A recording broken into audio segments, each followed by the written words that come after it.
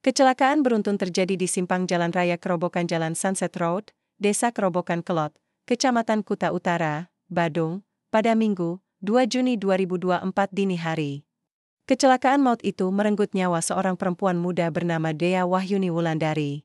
Perempuan muda asal lingkungan Umah Anyar Anggungan, Desa Lukluk, Mengwi, Badung ini tewas seketika di lokasi kecelakaan. Kasih Humas Polres Badung Ibda Iputu Sukarma mengatakan korban menderita sejumlah luka di tubuhnya. Adapun tabrakan beruntun tersebut dikatakan melibatkan 3 unit mobil dan sebuah sepeda motor. Peristiwa nahas itu bermula ketika Honda PCX melintas di TKP dari arah utara ke selatan sekitar pukul 2 WITA. Dari arah yang sama di belakangnya, melaju mobil Mitsubishi Eclipse Cross.